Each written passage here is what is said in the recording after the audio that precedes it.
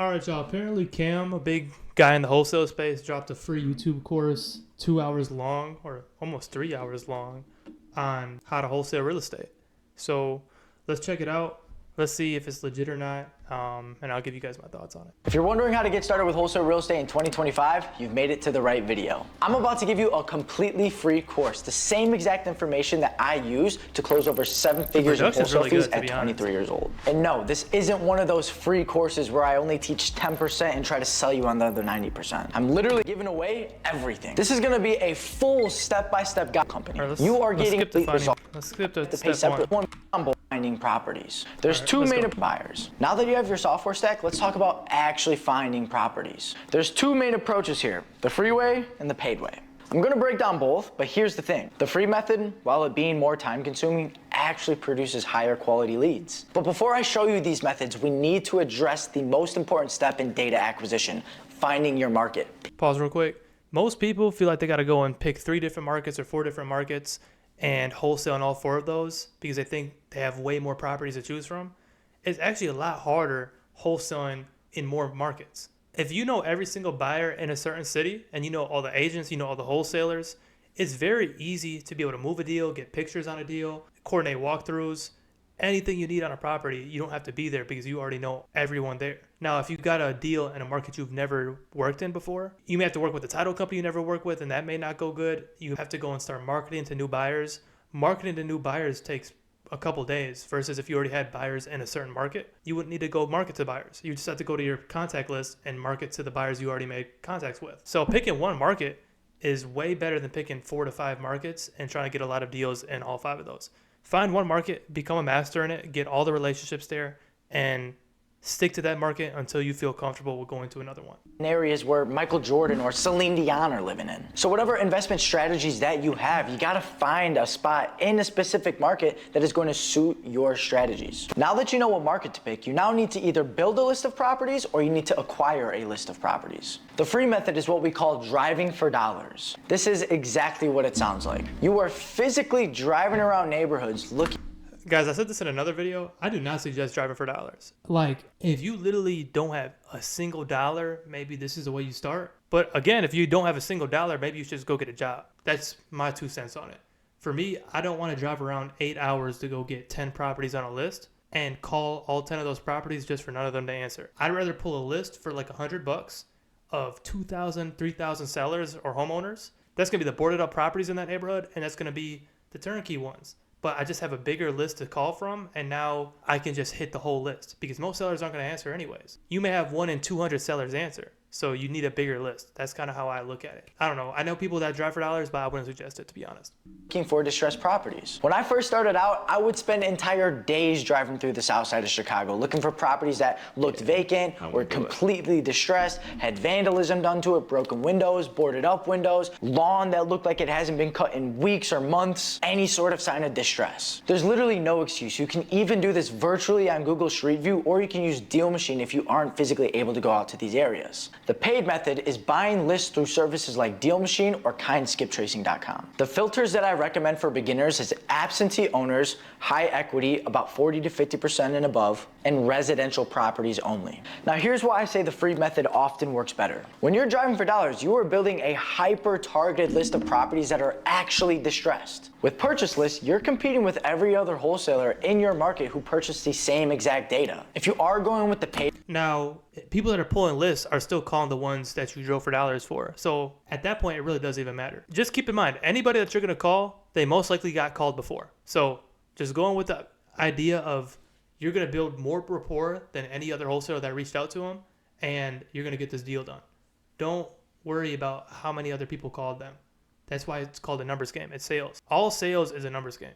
Like car sales, insurance sales, real estate, you got to get your numbers every single day. That's how it works. You're not going to call one seller and get that property under contract. You might have to call 2,000 sellers to get one property under contract. That's just how it goes. I know, a lot of people are scared of getting on the phones. Trust me, I was too. When I made my first calls at 19, my voice was shaking so bad you'd think that I was calling the President of the United States.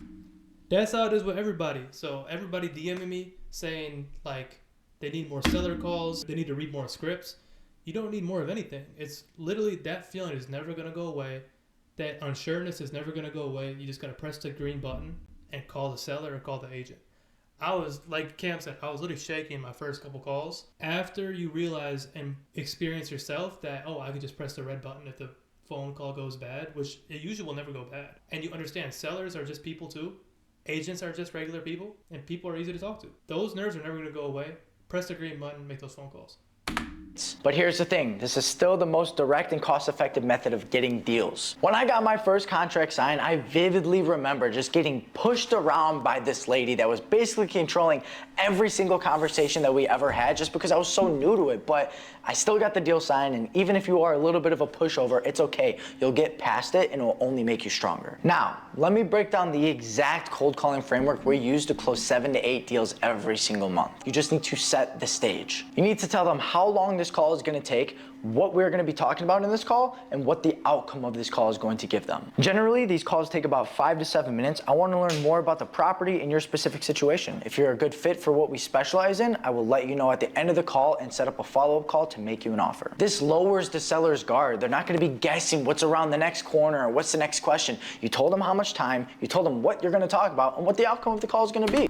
That's really important. On any call, when you can lay up that upfront agreement of what the call is going to be about, it makes it really easy on the seller's end too. Just like how Cam said it. We're going to get a few details of the property. At the end, we're going to let you know if this is a fit for us or not, and we'll book that second follow-up call to give you an offer. Like laying the upfront agreement of the phone call before you even get into the phone call, it definitely helps with building rapport and all that stuff. So lay out the upfront agreement first before you start asking the seller questions. So it really relieves that sales pressure. The people that don't set the stage on their phone calls and on their cold calls are meeting with sellers that are constantly just trying to push them off the phone, telling them what they want to hear, not what they need to hear, which is very important, and they're never going to get the correct information that they need to get the deal closed. All right, let's skip somewhere into more down the road of the deal. So pretty much he's walking us through the conversation on how to get a deal done. If you guys want to watch that, go to his channel. But everything he's saying is pretty good so far. I honestly don't know why this video needs to be 2.5 hours long though. Like after you get the contract, you just sell the contract to a buyer. I don't know how specific he's going to get with this whole video. Yeah, so right here, he's doing the first appointment set. He's having that cold call with the seller. So now let's kind of see what he does after he locks it in contract. So we got this, turning data into lead. All right, so we're gonna jump into this next part. A lot of new wholesalers overcomplicate this part, but I don't want you guys to. They waste hours using fancy calculators or overcomplicated formulas, just trying to come up with the perfect number. Let me show you how we make quick, accurate offers that actually get accepted. First, let's be clear about this. There's really only 2 numbers that you actually need to know. All you need to know is what you can offer the seller and then what you can sell the property for to a buyer. All right, so here's exactly how we come up with our offer prices. All right, so step 1, identify your pocket. All you want to do is draw a box within your subject area inside of Zillow or Redfin. Make sure to stay within the main roads. You don't want to go from one subdivision to another subdivision or cross highways or any of that stuff. You want to make sure you're staying within that one neighborhood. Make sure you're staying inside of the main roads, and then you're going to be all right. Once you have that box, once you have the area to comp, step 2 is go look for sold comparables within the area. Filter for the sold properties within the last 6 to 12 months. You can go all the way. They're basically finding the ARV of the property, meaning the after repair value, what the house is going to be worth. After the buyer gets in, does what he wants to do with the property, and that's either selling it, refinancing it, or put a tenant in there. That's what the house is going to be worth. Waited 12 months, but you want to be really within 6 months if possible. Make sure that you're looking for similar properties. So okay, so he's teaching us how to comp right now. I'm feeling this video is way longer than what it needs to be actually. Impact to whether or not. So let's see, making an offer. So basically what I got from it is you got to get it, the ARV of the property, what the property is going to be worth, and you're going to take that ARV and it's going to help you get your maximum allowable offer, meaning what you can offer the seller. And then also you got to identify what a buyer will pay for it. Once you know those 2 numbers, you can go to the seller and start negotiating. Dang, this guy's going to spend 7 minutes on finding, like, on the subject right here. All I'm looking for are properties that. Yeah, so he's teaching. My guess is they're probably getting at ask or even. I use Redfin a lot to do all my comping, drawing my boundaries, because you can go on the map and you can. There's a nice little boundary drawing tool. But okay, so now after you got your MAO, let's see what he does now. So our 6-step framework. Let's check this out. contract. So here's a framework. It's a 6-step framework that we use inside of our business. Still to this day, we've been using for the last 2 years at this point. Okay, so step 1 is setting the stage. Cam already went through this on the beginning of the video, but just to elaborate a little bit more, there's really 3 steps to it. We want to talk about how long the call is going to take, what we're going to talk about, and then what they get by the end of the call. So what it kind of sounds like is this. So, hey John, I spoke to the partners about the property. They've determined an offer on it. I wanted to talk about it with you to see if the options look good for you. Now, when we're talking about partners, we're really talking about ourselves. But the reason that we say this is to separate ourselves from the decision maker and then the seller. What that does is it makes it seem like we're the sales agent fighting for the sale. And That's actually really good. When you can separate yourself from the decision maker, now it's like it's harder to kind of get the seller mad because now you're only talking on behalf of your partner. You can say, hey, my partner shot me over 3 numbers, this, and this, whatever, however you want to say it. But now the seller technically can't get mad at you, and it's a lot easier to negotiate with the seller because you can always just say, hey, let me get back to you. Let me go back to my partner. I'm going to really try to make this work for you. And you can play the middleman and just act like you're really in the seller's best interest. This is a really good way. I would say always try to get yourself away from being the decision maker and frame yourself as being the helper to the seller and getting them that best offer. it allows for some negotiation back and forth between you and the seller. So at that point, John or the seller, whoever it is most likely going to say, yes, let's talk about it, let's get into it. So that's when I'm going to go in and I'm going to set the stage. I'm going to say, hey, John, the call generally takes about 5 to 6 minutes. I want to talk about what it looks like to work with us if you decided to move forward. Is that they ghost you, or they don't sign the contract and they have cold feet, or whatever the case is. So when the seller is hot, you want to get them there in that single moment, right then and there. So at this point, that's golden right there. A lot of times, sellers, when you give a sellers time to think or time to hear out other offers or phone calls, you're going to lose a deal. So when we can, most of the time, there's some cases where we can't. Almost every single time when the seller agrees to a number, we try to get them to sign over the phone.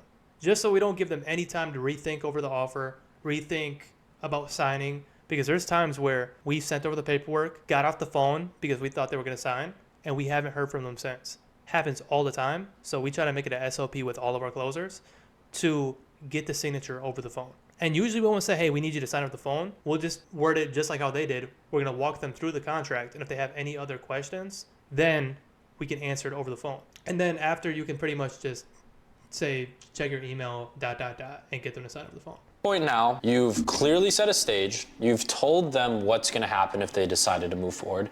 Now you just have to ask for a yes or no. What I mean by asking for a yes or no is exactly that. John, if the offer matches exactly what you're looking for, it seems like a good fit. You and I have already pretty much agreed that you're ready to make a decision. Is that about right? If he says yes, then you'll move into your offer. A way to say this that is more clear to the seller could be, John, if you like our offer and you were ready to move forward with it, are you ready to make a yes or no decision? Now, I interchange. A lot of our agents, a lot of our sales reps will say the first line that I referred to as, if everything matches and it seems like a good fit, are you pretty much ready to move forward and make a decision today? The next part, step 4 of the framework, is making the offer. Now, when you make the offer, you want to always leave some room to negotiate inside of there. The way that we do this is by setting a price anchor. What a price anchor is, it's a psychological technique that we use to lower the seller's expectations, and then we'll bring them up literally within the same second there. So what it sounds like is this. So John, if you were to decide to move forward today, are you pretty much ready to make a yes or no decision? John says yes. Now you go into, so listen, John, in a perfect world, the partners want to be at about $35,000 for the property. Now, that doesn't mean where we need to be at. That's where we want to be at. That's a perfect world for us. But I understand. That's really good. And you see how he's talking on behalf of the partners? He's not saying he's saying the partners. Because he's placing himself as not the negotiator. He's placing himself as that sales agent and that helper for the seller. Very important. Also, too, you got to know your numbers on the call. He knows he can be higher than 35K, but you don't want to start at the number you're trying to be at. Just like in anything, even if you buy something off Facebook Marketplace and the seller has it for $20, you're going to ask the seller, hey, can you do $10? Like, you're never going to start at the price you want. And that's what he's talking about. Understand that you're looking for a little bit more than that. I was able to work them up to the $45,000 number. And you just pause, you just stop there, Yep. and you wait for a response. Now, by saying $35,000, it makes your $45,000 offer seem much better than what the initial offer was at that point. John's gonna say a couple things here. He's either gonna say yes, he's gonna say no, or he's gonna say maybe I need to think about it.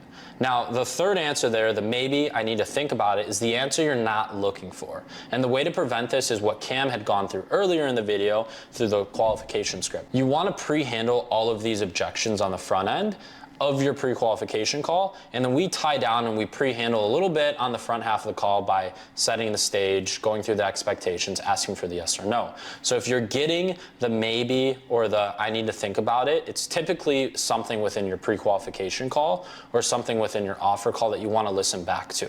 But you can't really do much after this point. They're either going to say yes or they're going to say no. As long as you get a yes or no, that's fine. Think about your first offer as just pushing the deal forward, because most of the times they're going to say no, which is totally fine. It gives them some sort of expectation of what to expect. They will get a higher offer than yours, but what ends up happening is it's from a bad wholesaler, it's from a bad real estate agent, and the deal doesn't close, and that's why you consistently follow up and nurture your leads. Now in the event Follow up is really important. It's not going to be 10 out of 10 yeses you're going to get sellers to accept your offer. Most of the time, it's going to be a no up front. That's why you always follow up. Eventually, the seller is going to start remembering your phone number, remembering your name, and you're going to get that deal. I always kind of look at it like this. You always want to add leads to your follow-up pipeline because that's where 80% of your deals are going to come out of. So the more you add leads to that follow-up pipeline, the more money you're going to make in the future and the more frequent you're going to get deals because that follow-up pipeline is going to just start spitting deals out. And you just got to make sure you stay on top of that. Most wholesalers will get all the way up to this point, and as soon as the seller says no, they just throw it in a dead lead file because they're like, oh, this isn't a deal anymore. We can't work with the seller. A good wholesaler will call the seller 5 to 7 more times after that and get the deal locked in for $45K. That's just the game. All sales is follow-up. 80 to 90% of the deals happen in the follow-up. guys, the number one thing, So after you get the contract signed, let's see, where do they go? Let's see. show you how we find buyers that are hiding in plain sight. And the best All right, so after you get the contract signed, now they're getting into this point of the deal. Let's see their process on how they sell their deals. part about this is that it literally costs you nothing. So here's how we do this. We pull up Zillow or we pull up Redfin. We look for recently sold properties within that same pocket that you used as your comps. And then we start looking for properties that were recently renovated within your area. So let's say, for example, inside of the pocket where your comparables were, you find a rehabber that bought something and sold it, let's say for $300,000. You can tell it's fully renovated because of the photos. It's got a brand new kitchen, it's got brand new bathrooms, maybe a new garage, whatever the case is. It just looks super pretty. It's ready to go. It's clearly brand new. You're looking for properties similar to that. At that point, you can start reaching out to the listing agent that sold it, or you could do the same thing, how you skip traced your homeowners, but really in reality, you're skip tracing that investor. So once you've gone through and you've created a list of those buyers of all the recently sold rehabs, now you can go back through and create a list of all the properties that were sold in as-is condition. So exactly how we were running our comps before, the one, let's go back to that example, the $70,000 home that's sold in similar condition. Let's go back to that and let's talk about that buyer there. Well, if we know that it was a full gut renovation, obviously it wasn't FHA financing, it wasn't a conventional loan, it had to have been hard money or cash, and most of the times those are investors. My parents wouldn't have been buying properties that were full guts, probably yours either. So what you can do from that is you can find all of these distressed properties that were sold on the market. You can start calling all of the agents that sold the property. This is a great method because not only the agent was representing that buyer in the transaction, they probably know a lot of other buyers as well. So when you go and connect with them and you let them know, like, hey, I got this deal. Your buyer just bought this deal maybe 2 weeks ago at this address. Would he be interested in another one?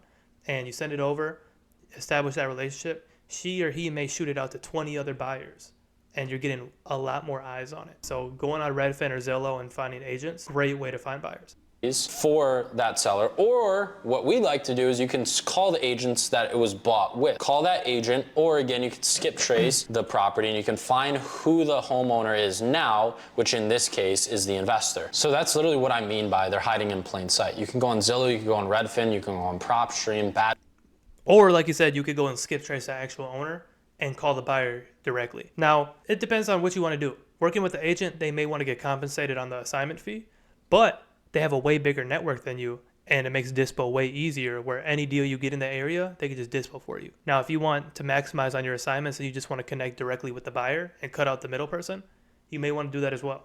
I personally like working with agents. I like utilizing people's networks. It puts a lot less stress on our business. So I'd rather work with agents, to be honest. Change your all the way up to $100,000 a month. This is really for people that want to go from a one-man team to maybe a 3, 4, 5-man team. So it looks like this is a different part of the course, how to scale your wholesale business. Because, okay, so the first 50 minutes is him just talking about for like newbies, cold calling, locking it in contract, finding the buyer, getting that deal done. But let's say you're doing 1 to 3 deals a month. Now I think this part is going to teach you how to get from 1 to 3 deals a month to 10 deals a month. I'll briefly watch it. Why not? Cam and I are at, we don't call sellers and generate leads. Okay. We don't even really close our own deals. We don't sell our own deals. We don't coordinate our own deals. We have people sitting in a seat doing every single part of that for us so that we can make videos like this, so that we can scale and grow our business. And that's the ideal place to be in. Let me tell you, that's not too far from where you're at right now. I don't care if you've done 0 deals. You can get to this point in maybe 6 months, which is a lot of hard work and grind. I'm at a point right now, I haven't talked to a single seller in maybe about a year and a half. And that comes with just resume, doing deals, constantly figuring out, okay, what are my lowest leverage tasks? Let's delegate those out. Then we delegate those out. Then I'm working. We get capped out. And I'm like, okay, what's my next lowest leverage tasks? And it'll get to a point where you're completely out of the business and you can go make videos like this. You go do whatever.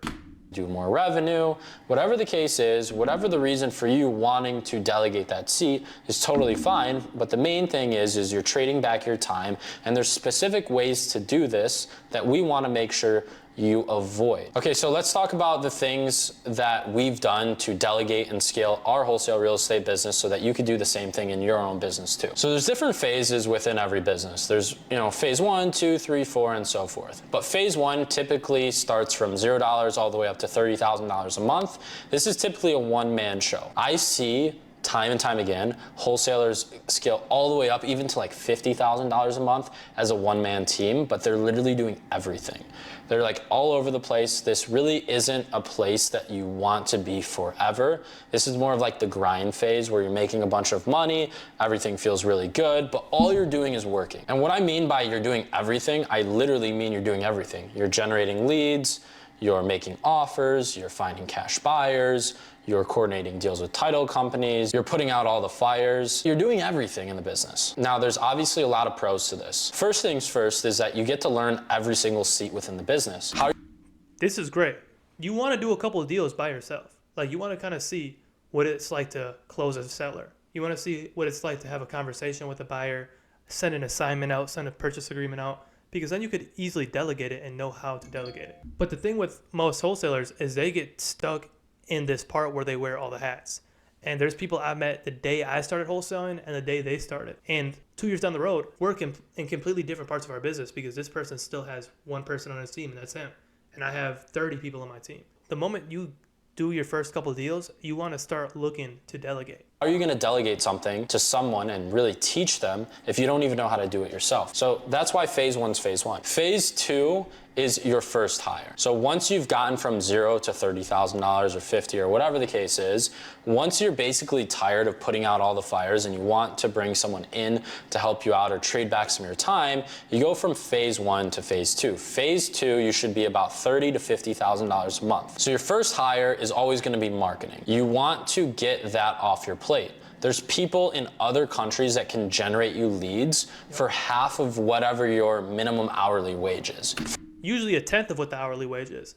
And yes, this is what you want your first hire to be. It needs to be something towards marketing. Marketing is the lowest leverage task you can be doing in your business. Cold calling 1,000 sellers a day just to hear 999 no's and that one yes, that's a very low leverage task. I'd rather pay somebody in Egypt or the Philippines $3 an hour or $5 an hour to go make those thousands of phone calls and then send me all the yeses. Once I changed my whole day from cold calling to only talking to sellers that want to sell, I'm literally going to double my business instantly. I'm going to go probably from $30K a month to $60 to $100K a month just by doing that alone. So your first hire should always be something with lead gen. You need leads coming in every single day without you working. For example, Cam and I, we own a business in Egypt. It's a call center where we have Egyptian cold callers generating us leads every hour of the business day. So your first goal at phase 2 is bringing in 1 contract per week on a. And guys, if you're already at that part and you guys want a good recommendation on a call center, I use a call center in Egypt. It's called No Accent Callers. This is their website, noaccentcallers.com. And you can talk to them, book a call, but they do everything for you. They train the VAs, they provide the list, provide the dialers, make it really easy on my end. So if you guys are at that point of your business, I'm not saying you guys got to do 30K a month. Even if you guys are doing 1 deal a month and you're ready to start delegating because you don't have enough time in the day, I would consider hiring VAs. So if you guys want a good recommendation, these guys right here, great. I've been with them for about almost a year now, and they've been amazing for us. You need KPIs. What are KPIs? KPIs are key performance indicators. The key performance indicators we track in our business are going to be leads generated, so how many people are actually interested in selling the property, pre-qualified offers made, how many of those leads did we actually get information from, so how many of them did we send an offer to, appointments set, and then appointments complete, and then lastly, contracts out and contracts in. That's all you need. And the reason that we track KPIs is so that we know what inputs are required to get to that 1 contract per week, 4 contracts per month. It's very important to keep KPIs. Now, KPIs can get skewed though, just to let you know. Like a lot of people will text me, what are your KPIs? How many contracts a month are you doing? How many calls a day do I need to be doing to get 1 contract? Guys, that number is going to be off for your business and my business. It's not going to be the same. Let's say I pull a list of 2,000 properties, right? And I call that list, 2,000 phone calls, don't get a single deal the first month. Follow up. The second month, don't get a single deal. And on the 4th month, I get 3 deals from it. On month 4, the KPIs are going to change. But before I got those deals, it was technically I did 0 deals with 6,000 calls made. So it's kind of hard to keep your KPIs tracked. I mean, it's a good indicator to look at in-house. I always tell people, don't look at my KPIs and say, okay, as soon as you make 1,000 calls, you're going to get 1 deal. That's just not how it goes.